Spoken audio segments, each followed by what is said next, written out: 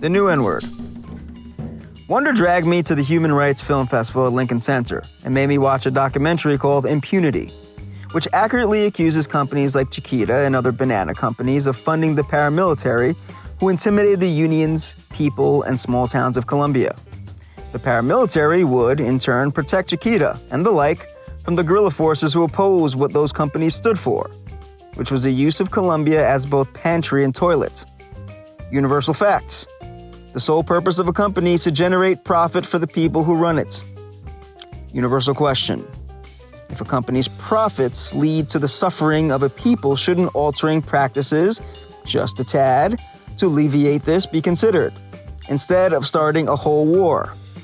Later that night at the bus stop across the street from Lincoln Center, Wonder playfully uses the word with me. Whoa there. I look to see if there's any black people around before explaining that there are people, the majority of them being black, and some that aren't, that have an unspoken voucher to use the N-word in public. Within the economic boundaries of New York City I grew up in, aka the Hood, it was a word everyone used, from black to Persian, all browns in between, on a regular basis. It seemed to be more about class than race. But when others use it, becomes a word that was used to remove the dignity and humanity of the person it's used against, and associated with identifying blacks as dark, dirty, evil, and dangerous. That's why I told her it wasn't too cool to say that in public.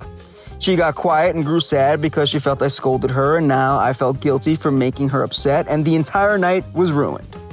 Fast forward to Colombia. We visit Chipaque, 20 minutes out of Bogota, and the hometown of her brother-in-law, J. Loco. We drop acid and drink a petaco, which is a container constituted of 30 beers. Later, I got on his motorcycle and he drove us home.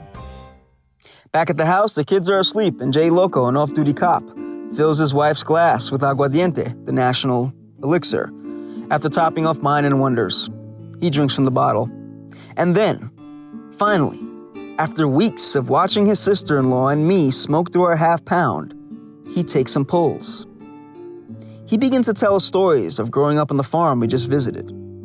They are filled with hunger, freezing nights, crime, hard work at a young age, abandonment, and miraculously, laughter. A life put together by the wages from a company that took your life and labor, but didn't even pay you enough blood money to get some electricity put in. Up in Wonder's room, we smoke at her large window.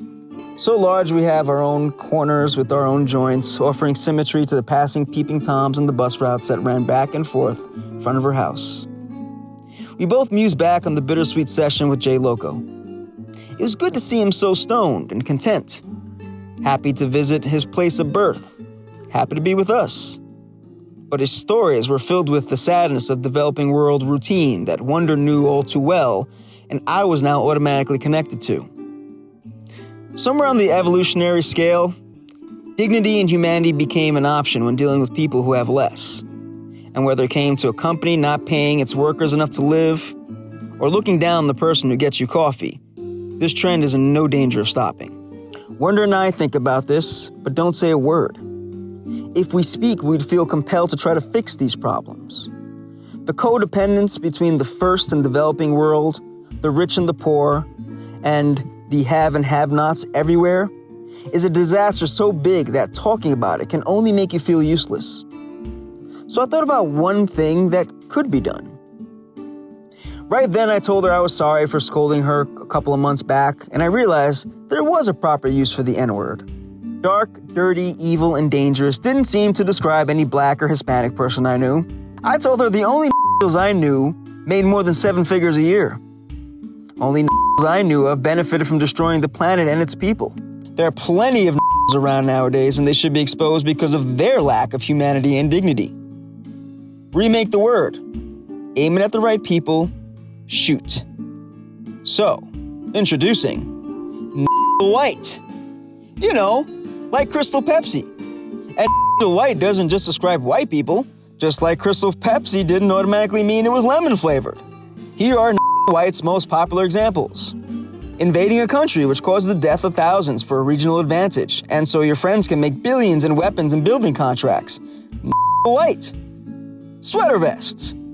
White. Destroying communities and nature for the development of centers of commerce. white. Recumbent bicycles, white. Koch brothers, white. Maybe if this catches on, we'll eventually drop the white part, so we don't need an extra word to separate the intention of the allegation and loosely protect the integrity of the accused.